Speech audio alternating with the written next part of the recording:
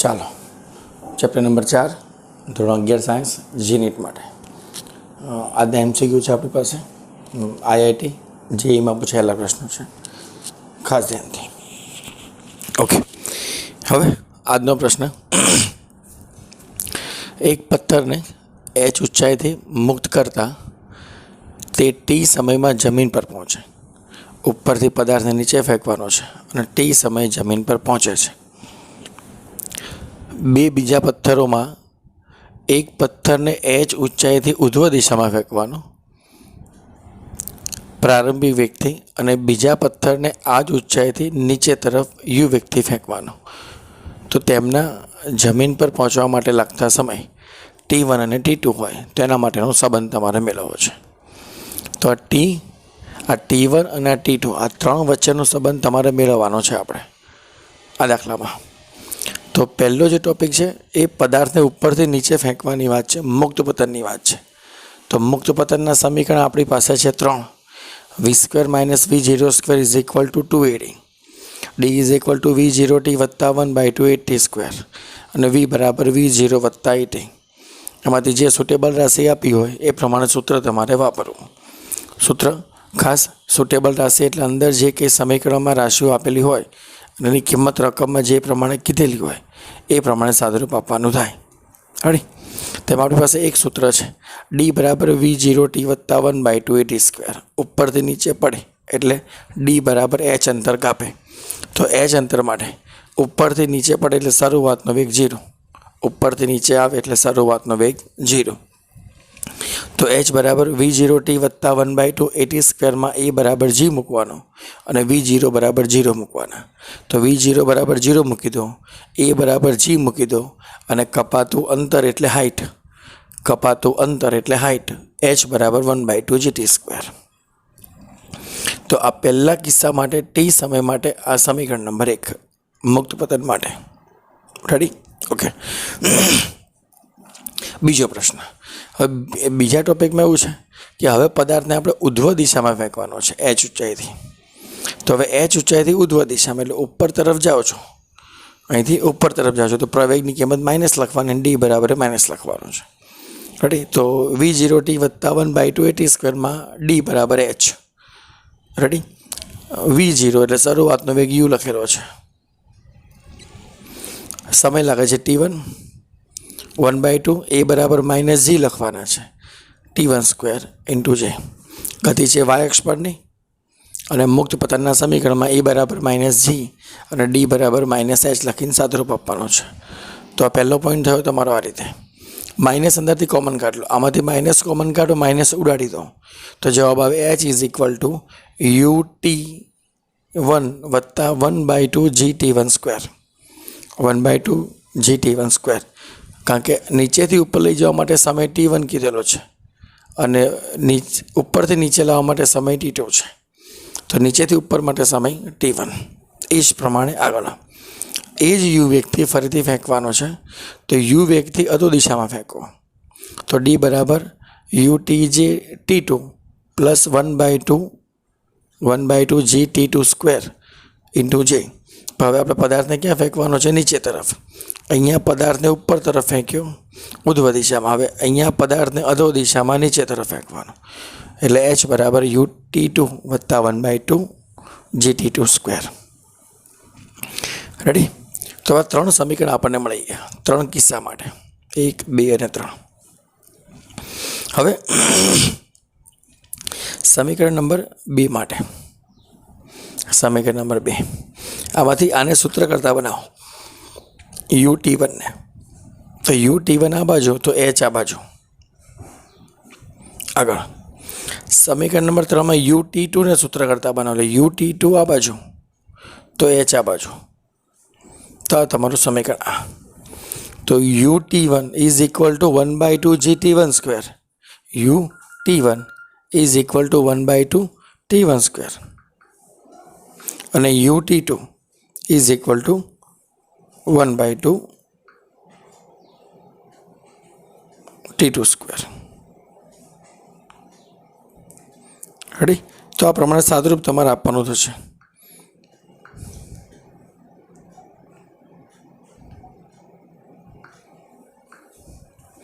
આ પ્રમાણે આપણે સાદુરૂપ આપવાનું. તો UT2 બરાબર આપણે આ રીતે લખીએ છીએ અને UT1 એટલે આપણે આ રીતે લખીએ છીએ. બે સમીકરણ આપણને મળ્યા.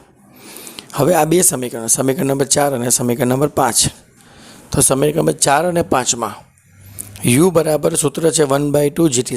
h બરાબર 1/2 GT²માં આપણે બંનેમાં કિંમત મૂકીએ. રેડી?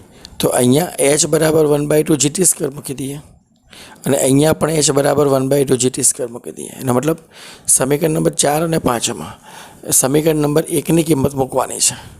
એટલે આ h છે આખો આપણો અહીંયા, આ h છે અને અહીંયા આખો h છે. રેડી? ઓકે. પછી આ બેનો ગુણોત્તર લઈ લો. તો સમીકરણ નંબર આ અને આ બંનેનો ગુણોત્તર લઈ લે. UT1 ભાગ્યા UT2 ઇઝ ઇક્વલ ટુ આખું પદ ભાગ્યા આખું પદ. 1/2 g કોમન છે, કાઢીને ઉડાડ દો. તો અહીંયા વધે T1² માઇનસ T². અહીંયા T² માઇનસ T2². આ બાજુ u કેન્સલ, T1/T2. આનું આખું સાદુરૂપ આપશો તો જવાબ આવશે આપણને T is equal to root of T1 into T2. T is equal to root of T1 into T2. આ તમારો જવાબ. આ આપણો જવાબ.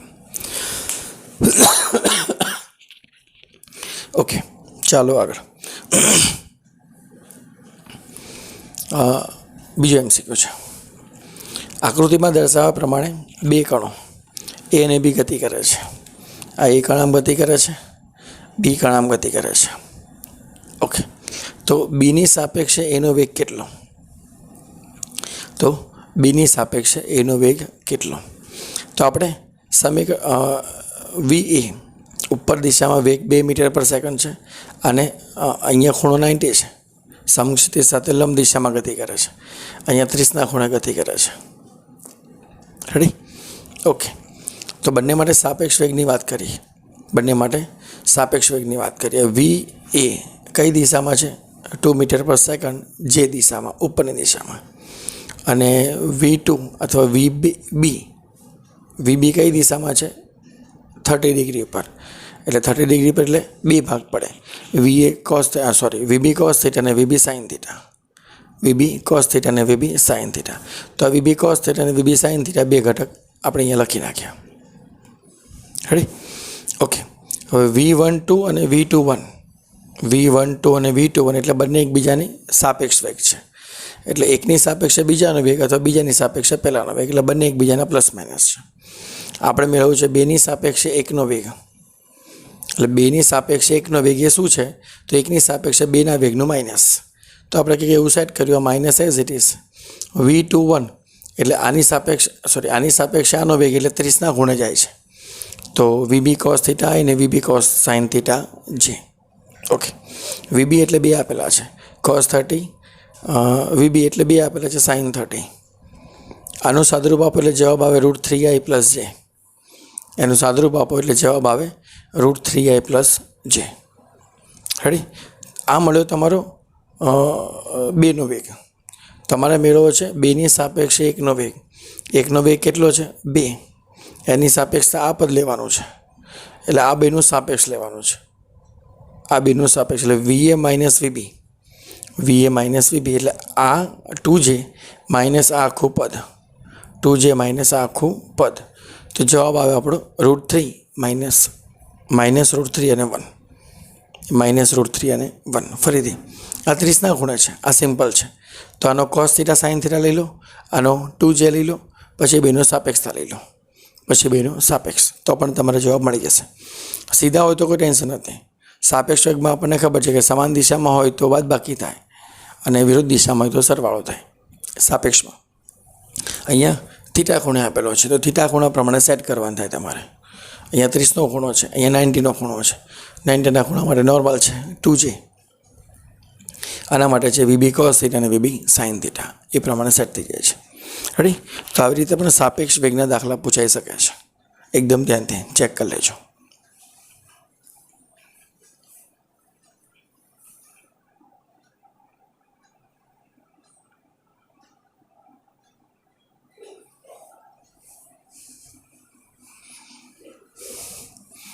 ચાલો આગળ. એક બાળક ટાવરથી 39.2 મીટર દૂર ઊભો છે. હવે તે એક બોલને ટાવર તરફ ઉપર તરફ ફેંકે છે.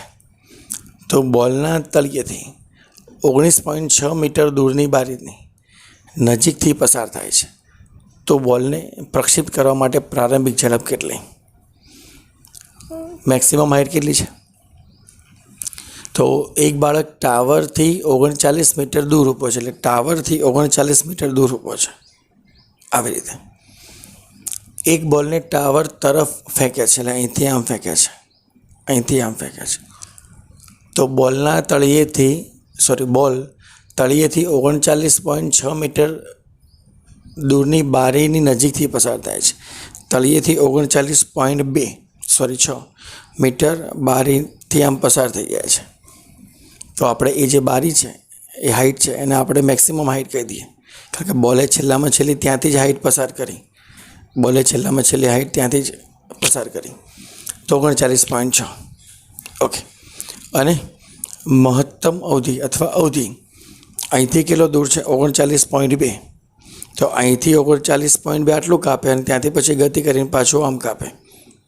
એટલે તમારી ટોટલ અવધિ એક્સ અક્ષ પરનું ટોટલ અંતર 39.2 વત્તા 39.2 એટલે કે 78.4 થશે. ખાસ સમજવાના આ 2 પોઈન્ટ. રેડી? ટાવર અહીંયા છે, અહીંથી 39.2 મીટર દૂર છે. તો અહીંથી ગતિ કરીને આમ પહોંચશે તો બીજું 39.2 મીટર કવર કરશે, એટલે ટોટલ થયું 78.4 મીટર. આપણી પાસે એક ગયા લેક્ચરમાં સંબંધ લખેલો હતો કે h upon r is equal to tan theta by 4. આ સંબંધ ખાસ યાદ રાખવાનો છે. ઓકે. તો tan theta બરાબર 4h by r. h અને r, h 39.6 છે અને r છે 78.4. રેડી? સાદરૂપ આપશો તો આનો જવાબ આવશે 1. સાદરૂપ આપશો એટલે આનો જવાબ આવશે 1. તો tan થીટા બરાબર 1. તો tan થીટામાં એક કિંમત ક્યારે આવે? ખૂણો કયો હોય તો આવે? 45નો ખૂણો. તો થીટા બરાબર 45. ઓકે. આપણે મેળવી છે અવધિ આર આપેલો છે, પ્રારંભિક ઝડપ મેળવી છે. તો અવધિ આરનું સૂત્ર છે r બરાબર v0 square sine 2 theta by g. એમાં v0ને સૂત્ર કરતાં બનાવો તો g ઉપર સાઇન 2 થીટા છેદમાં એમાં સાઇન 2 થીટા તમારે 45 મૂકવાના છે. તો સાઇન 2 × 45 એટલે સાઇન 90 એટલે 1.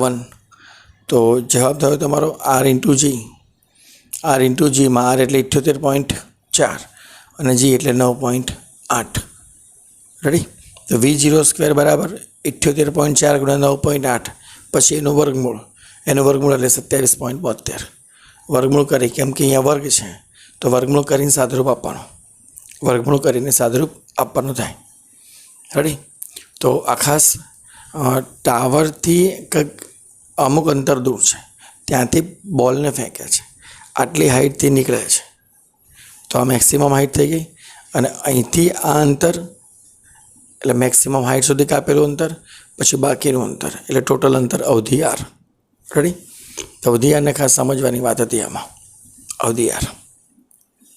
ઓકે. બીજો એક MCQ છે. એક બોલને સમક્ષિતિજ સાથે થીટા ખૂણે અને બીજા બોલને 90 - થીટા ખૂણે એક જ બિંદુથી 39.2 મીટર પર સેકન્ડની ઝડપથી ફેંકવામાં આવે છે. બીજો બોલ પહેલા બોલ કરતાં 50 મીટર ઊંચો પહોંચે તો બંને બોલને કેટલી ઊંચાઈથી પ્રક્ષેપિત કર્યા હશે? ફરીથી, એક બોલને સમક્ષિતિજ સાથે થીટા ખૂણે અને બીજા બોલને 90 - થીટા ખૂણે ફેંકવાના છે અને મહત્તમ હાઇટની વાત છે. તો પ્રથમ બોલ માટે θ1 બરાબર થીટા અને શરૂઆતનો વેગ છે 39.2. તો એના માટે હાઇટ h બરાબર v0 square sine square theta by 2g મહત્તમ હાઇટનું સૂત્ર છે. એમાં થીટા બરાબર થીટા મૂકવાના છે અને v0 બરાબર 39.2 મૂકવાના છે.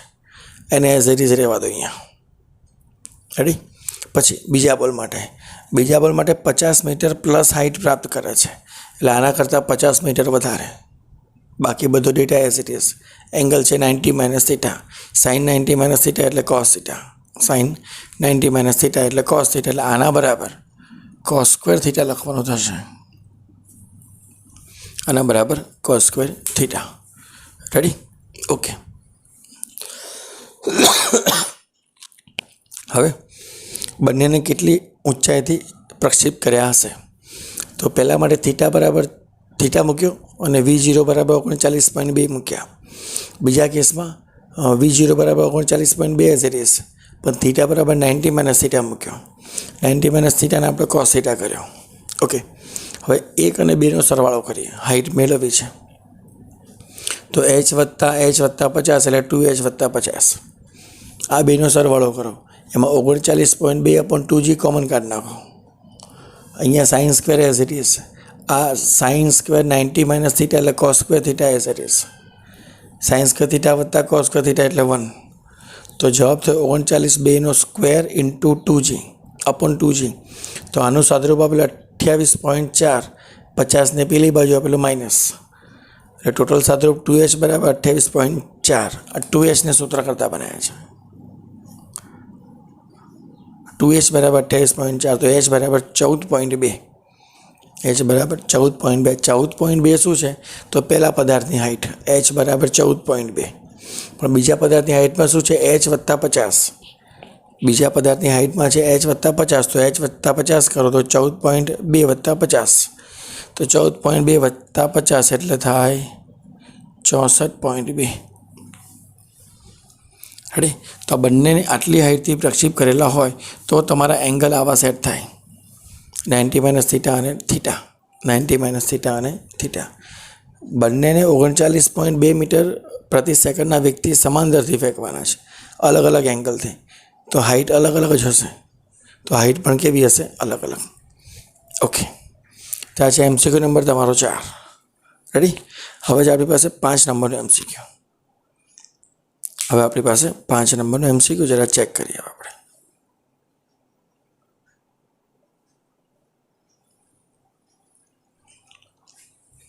ચાલો. એક પદાર્થને અમુક ઊંચાઈથી મુક્ત પતન કરાવવામાં આવે છે. તે જમીનથી h ઊંચાઈ પર રહેલા ઢાળ પર અથડાય છે, જેથી પદાર્થ ઢાળની સપાટી પર સમક્ષિતિજ દિશામાં વેગ ધારણ કરે છે. જો પદાર્થ જમીન પર પહોંચવા માટે મહત્તમ સમય લે, તે મહત્તમ સમય માટે હાઇટ કેટલી એ આપણે ચેક કરવી છે. h ઊંચાઈ માટે એ હાઇટ. રેડી? તો એક પદાર્થને અમુક ઊંચાઈથી ફેંકવામાં આવે છે. રેડી? અને તે જમીનથી સ્મોલ h ઊંચાઈ પર રહેલા ઢાળ પર અથડાય છે. સ્મોલ h ઊંચાઈ રહેલા ઢાળ પર અથડાય છે. તો એના માટે h ઊંચાઈના ઢાળ સુધી પહોંચવા માટે લાગતો સમય અને h ઊંચાઈના ઢાળથી જમીન સુધી પહોંચવા માટે લાગતો સમય, પહેલાં ઉપર જવાનું છે અને પછી નીચે આવવાનું છે.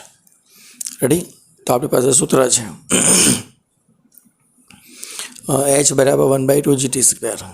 h બરાબર 1/2 GT². માં t બરાબર, તો ટીને સૂત્ર કરતાં બનાવશો તો આ જવાબ થશે 2h/g.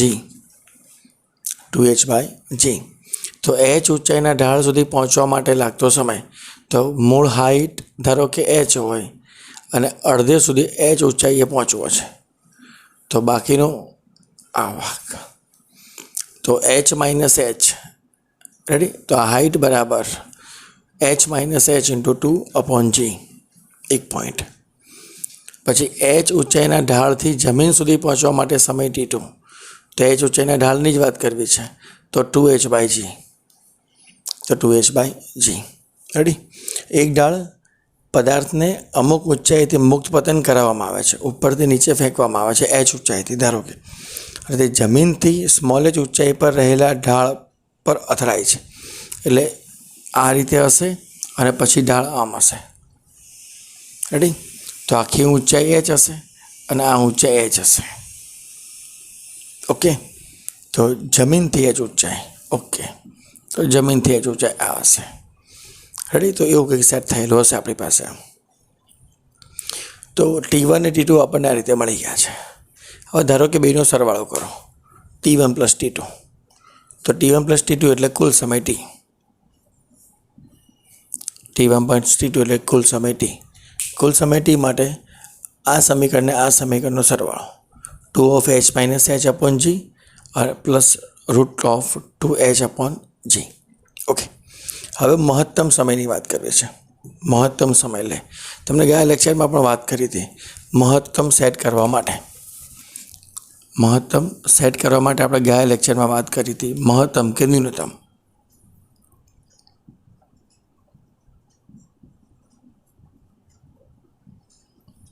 તો પહેલું કામ કરવાનું, પ્રથમ વિકલન 0,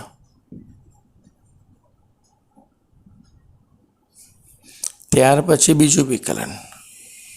તો બીજું વિકલન કરીએ જ્યારે આપણે બીજું વિકલન કરીએ છીએ અને બીજા વિકલનમાં જવાબ જો તમારો ધન આવે તો આ જે રાશિ છે જે આપણે સાબિત કરવાની છે એ રાશિ ન્યૂનતમ હોય, અને જો બીજું વિકલન કરીને જવાબ ઋણ આવે તો આ રાશિ છે મહત્તમ હોય. આ મહત્તમ ન્યૂનતમનો કન્સેપ્ટ છે મેથ્સનો કન્સેપ્ટ.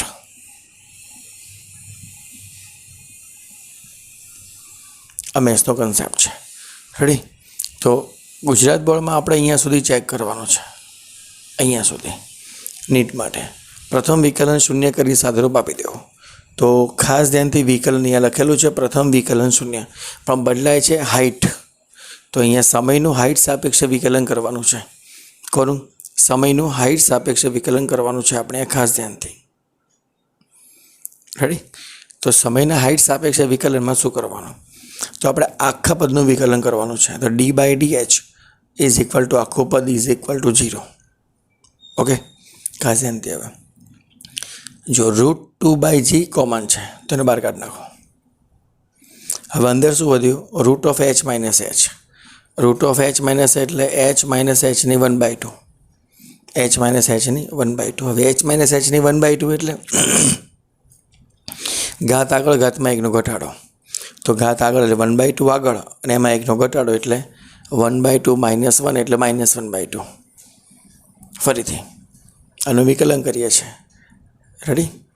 તો h - h ની 1/2 એટલે ઘાત આગળ એટલે 1/2, એમાં 1નો ઘટાડો એટલે 1/2 - 1 એટલે -1/2. તો -1/2 એઝ ઇટ ઇઝ. ઓકે, હવે આ માઇનસ કોની સાપેક્ષે વિકલન કરવું છે? સ્મોલ h સાપેક્ષે. તો આ તો અચળ પદ છે અને -hનું વિકલન -1, તો માઇનસ આગળ. એટલે પહેલાં ઘાતનું વિકલન કરો અને પછી પદનું વિકલન કરો.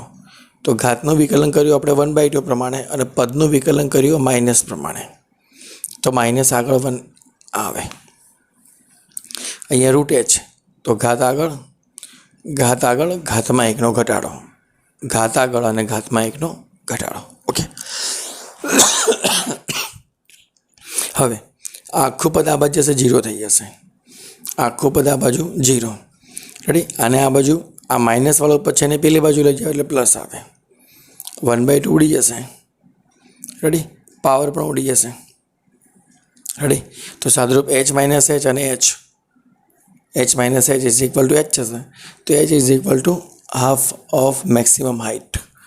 હાફ ઓફ મેક્સિમમ હાઇટ, જ્યાંથી પદાર્થને મુક્ત પતન કરાવીએ છીએ ત્યાંથી અડધી ઊંચાઈએથી પદાર્થને ફેંકવામાં આવે અથવા ત્યાં સુધી પહોંચો ત્યારે એ સમય મહત્તમ લે. તો મહત્તમ સમય લે એટલા માટેની વાત છે અહીંયા.